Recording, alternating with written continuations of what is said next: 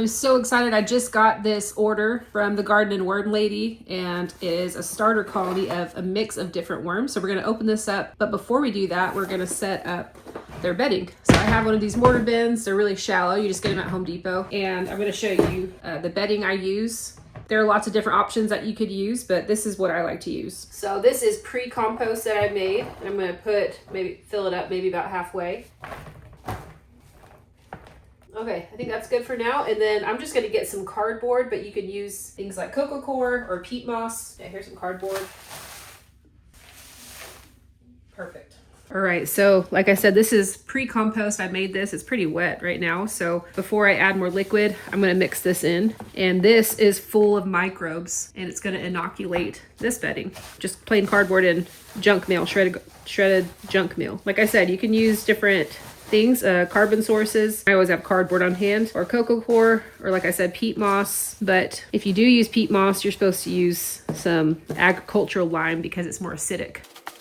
Okay, so this cardboard's already starting to get pretty damp and soaking up the moisture from the pre-compost. So like I said, this pre-compost is full of microbes. If you're setting up a bin and you're just getting worms, you're gonna wanna do this a few days ahead of time to give the microbes time to establish. Like if you're only doing plain cardboard or just plain cocoa coir, you gotta give your bedding time to sit and let the microbes colonize before your worms arrive. But since I knew I had pre-compost, I'm okay with doing it day of. Also, with starter colonies, they're coming in their own bedding.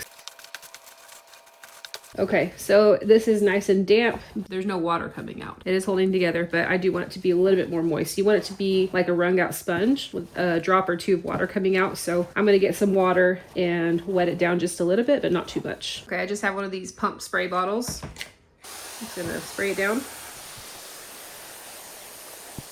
Okay, remember, worms breathe through their skin, so we wanna make sure it's moist enough for them. We'll keep them happy.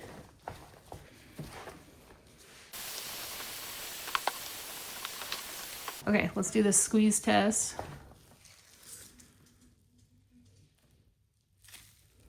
You see how there's moisture on my hand?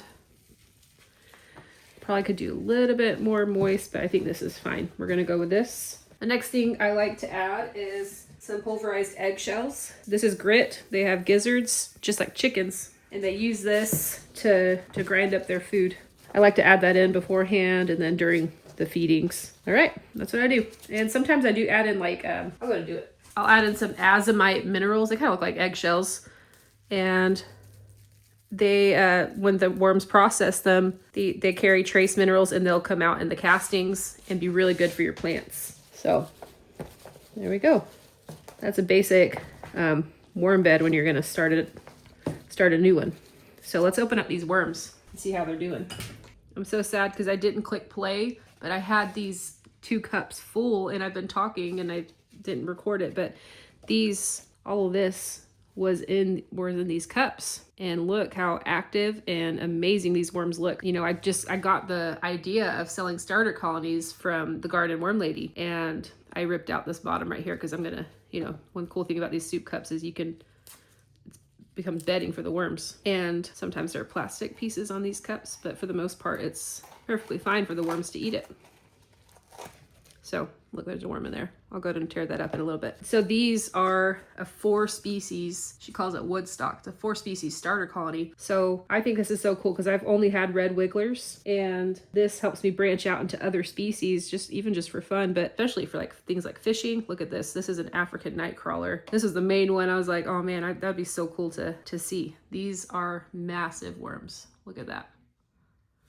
And so, you know, they're also more picky with the temperature. You know, they don't like to go below like 60 or 65, I believe. I'm still learning, but I'm excited about this bin. Look, this is a red wiggler. I recognize this because that's all I have or had. But look at them compared to each other. Let's see. Look how big that worm is. And this is an adult red wiggler. Look. So they're still obviously the best. I would say red wigglers are the best composting worm, but if you're wanting to branch out into fishing, that is a massive worm. So amazing composters, but I know that they're more picky with their temperature. So they say red wigglers are great to start with for beginners, but if you fish a lot, you know, nightcrawlers are the way to go. There's some European nightcrawlers in here too, I believe. I'm still learning the difference in what these species look like, but you know, like These are just massive. And then I guess there's some Louisiana swamp worms in here, which I don't even know exactly how to tell them apart yet. I'm still learning. But she did an amazing job. So what's in the starter colony, look at all this together. This was all their original home that they came in. All of this is full of microbes. And when you ship it like this and put it in your bedding, they adjust so much better. You can see how, like, I'm messing with them right now, but they're not trying to crawl out. They're probably looking around and adjusting, but they're not trying to run because they're in their home already. Sometimes when you get worms, bulk worms, they're shipped in dry peat moss, which that's the way they're supposed to be shipped. But the difference is they don't come in their own home like this. And so you have to set up your bedding ahead of time, help the microbes established while they're being shipped, and make sure that the bedding's ready before you put those worms in. So I'm so excited. I'm really happy with this order. She did an amazing job. She only sells a limited stock. So when she's in stock, you got to go get them. And, they come with whatever's in the bedding. This is a sprout from something. Here's a pumpkin seed, I think. And, this is exciting because I've only had red wigglers up to this point. So I'm really excited to branch out into this. So let's see what else came in the box.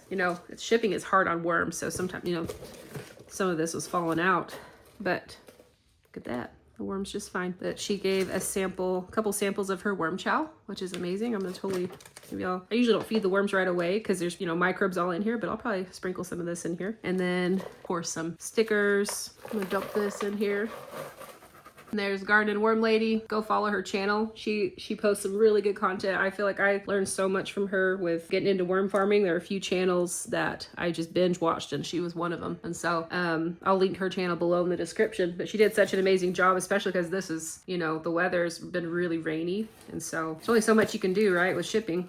It's out of your hands. These worms arrived intact. They're active. Look, they're already starting to go down, and that's exactly what you want to see. You want to see worms that are burrowing. If you see them starting to escape out the sides, that's when you know there's probably a problem. So this is a really good sign. I'm going to finish ripping this up, and then I'm going to cover it. And this will break down with the bedding, just like the shredded cardboard. It's just not shredded, but might as well, right?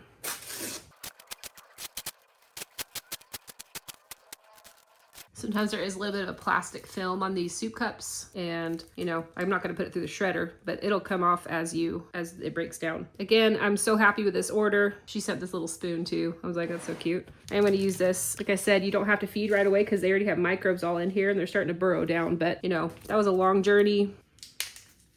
There we go. Just sprinkle a little bit on top. I'm going to see what's in this.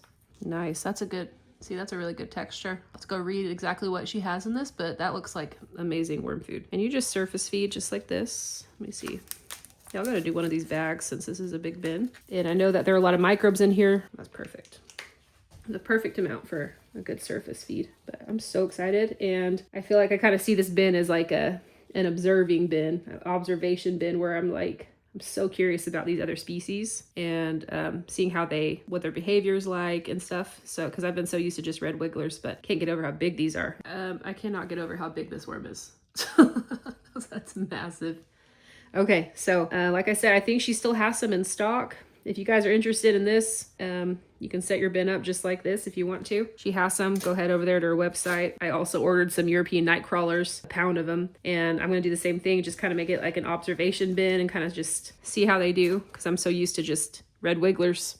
These Nightcrawlers are really good for fishing. That's really why I wanted to just start branching out more into it, because so many people have been asking me about it. So I want to learn about it so I can tell people about it. This is exactly why I love starter colonies. And I personally think it's the way to go, because your worms just immediately burrow in and they adapt so much better. Okay, as far as covering this bin, I always like to put a piece of newspaper on top and then bubble wrap bubble side down. So I just do this, 2 pieces right here.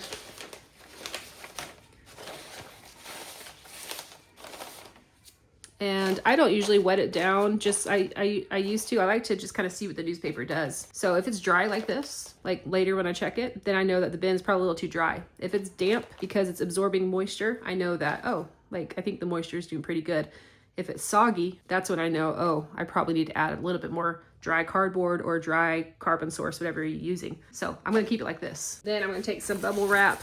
I already had this one cut, and You don't want it to be airtight. You know, if you do it bubble side down, they can crawl in between all these air, kind of like air pockets. And if it's too long, I just kind of fold it over like that. You know, there's still air that can get in. It's not going to suffocate them. If you do it the other way, it could potentially suffocate them against the newspaper. So this allows for them to have airflow still. But yeah, this bin's closed up. I'm going to put it away and then just keep observing it. And again, it's really exciting. It's kind of just like my experimental bin. I'm not going to be selling this or anything. I just want to watch these worms grow up and just kind of learn about all the different species. So I can't get this sticker off very easily. And I mean, I could try a little harder, but I think I'm just going to leave it on and let them eat around it and take it off later. So let's see what they do with this. All right.